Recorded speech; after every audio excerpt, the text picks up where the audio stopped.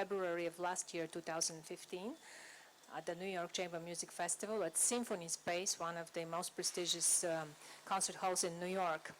And we have collaborated for this year. We met not long before that and decided that it's a great concept to bring forward to stress the point that sharing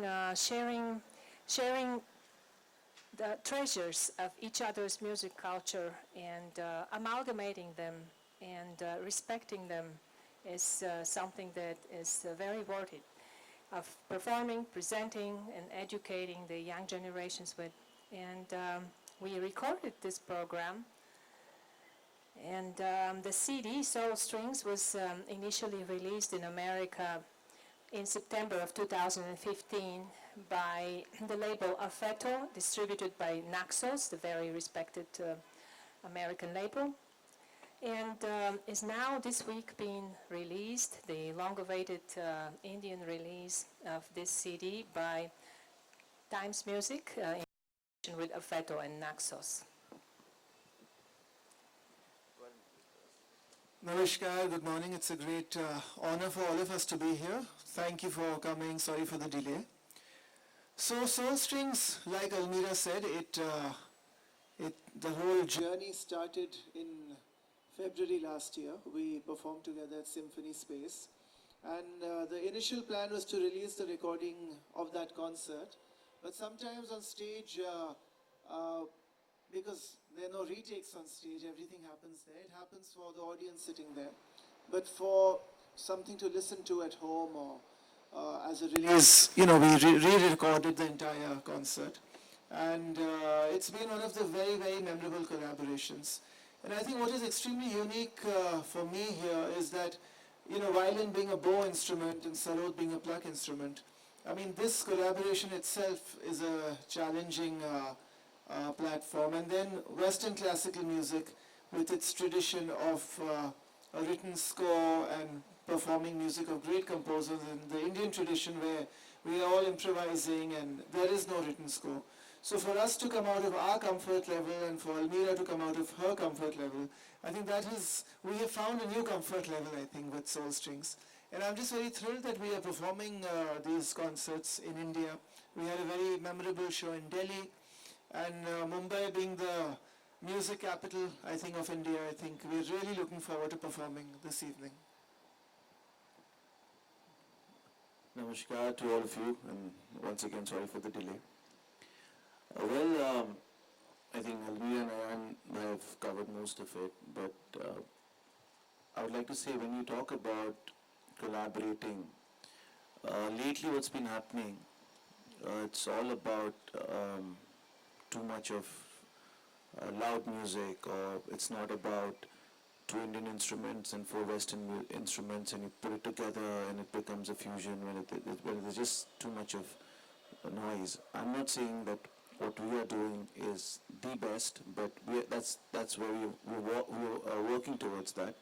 But I feel when we talk about Western classical and Indian classical instrument, to start with, it's acoustic. Western music is all about acoustic, natural sound from the instrument as to plugged instruments or to plug a sarod. So we're enjoying the natural sound of these instruments. So, and I think it's more melody oriented than just loud, going very loud and going noisy. And we're not playing just to, we're not playing to the gallery. We're trying to create some good music and going back what it used to be back in the 40s and 50s when Indian musicians used to collaborate with Western classical musicians.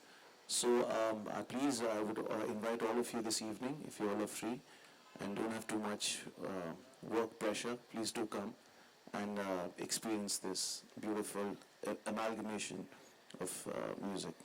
I think also what's very important is that with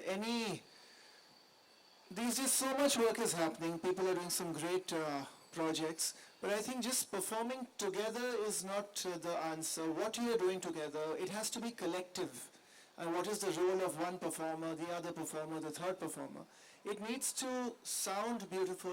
There has to be a connection. There has to be a journey to any kind of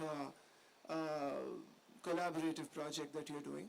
So in this case, I feel very happy to see that there is a destination, there is a journey, and we are taking different routes. And we've tried our best to, I think, make this as collective as possible.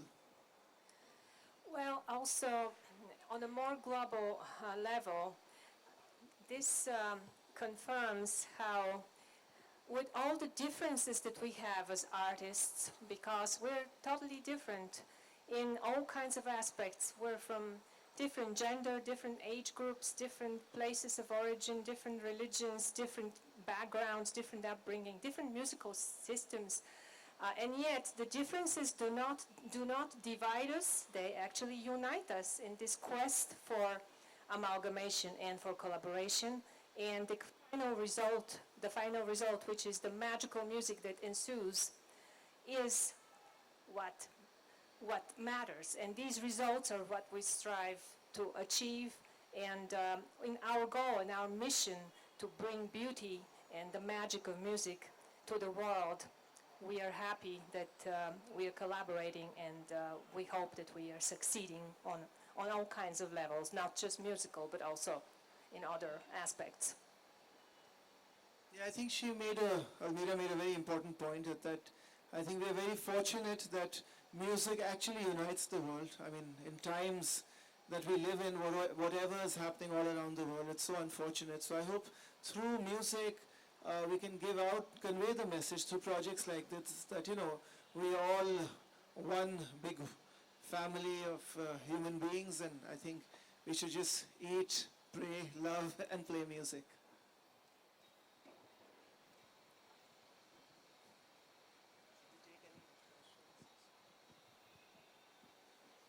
Any questions? If you like to ask, yeah.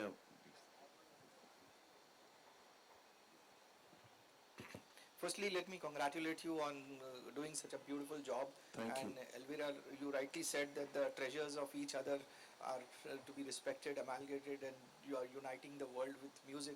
That's an excellent thought. So, having said that, I just want to know, since when are you collaborating? Since last year, how many events have you done together? And how was the response? And which are the places that you have already? Our first collaboration was exactly a year ago, February of 2015, in New York, at the New York Chamber Music Festival, which takes place in Symphony Space, very prestigious concert hall in New York. That's when we first rehearsed it and performed it, and that's when we understood our minds musically and in every other aspect, and decided that this project has great future. So we immediately set out to record it. And Soul Strings is the fruit of that first collaboration. And a year later now, we are performing Soul Strings, this same program, which consists of compositions by Johann Sebastian Bach and Ustad Amjad Ali Khan. We performed it several days ago in New Delhi, and tonight we're performing this same program here in Mumbai at the National Center for the Arts, a great hall that I have only seen pictures of, but I'm so looking forward to it because it is a world-class jewel box of a hall. And we also have some plans for performances in the United States. In April, we are performing this program in New Jersey, and other concerts are right now being in the process of organizing, and we hope that we could take this a long way, this whole project. Great. Over the years, the classical music has evolved, and there is a lot of change that has gone through. So, could you just? I think it'll be justice only when you hear it out. But still, if you could say something in words. I think classical music today, we feel very happy to see, is really on the top of the game. I think this art form has very uniquely and organically always reinvented and reformed itself with every passing year, every decade. And I think today, I mean, off late, we've performed this season so frequently at so many colleges, and we were in IIT recently, at St. Xavier's in Bombay. And it just feels wonderful to see the the presence of the younger generation at classical concerts, and that just makes me believe more and more that this generation really values and respects, you know, the roots, and though so much is happening today, but I just feel very happy to see their involvement in the classical concerts. The other question that Bhai and I keep facing is that, you know, what do you think of the future of Indian classical music? Do you think are the youngsters inclined towards it? Well, you know, I always say that the genre is never to be blamed. It's the musicians. If I take an example of ghazals, ghazal has always been a very integral part of our society. Concerts used to happen, but after those few big names, we don't have young ghazal singers. It's not that ghazal has finished. It's just that they're not good singers. So there was a time in Indian classical music where you had the greats of people like Ustad Amjad Ali Khan, Pandit Ravi Shankar, Pandit Hari Prasad Chaudhary, and all these big names. After that, I think, came in a period where I don't know if people were not connecting, I don't know, but there was a problem. I'm not saying that we are good, I'm not saying that at all. It's just that I think musicians are responsible for any art form, any fine art. The people are responsible, the genre is not responsible.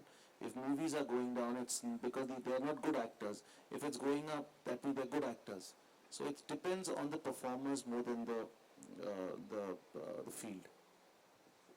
Also, music has the role of transporting the audience and lifting the listeners away from their everyday worries or problems, and enriching their day and their existence, even if it's for just 5 minutes or just for the duration of one raga or for 30 minutes or for the duration of one concert.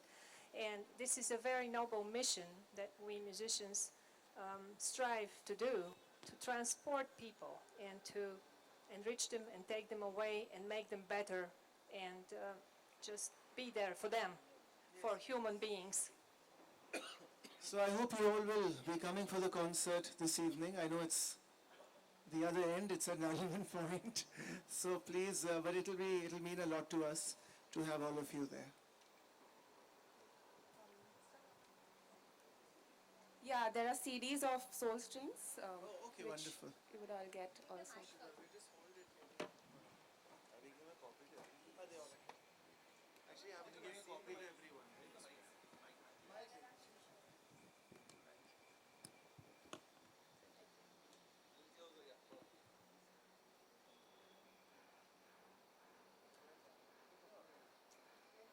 স্টেজে হাত লাগাতে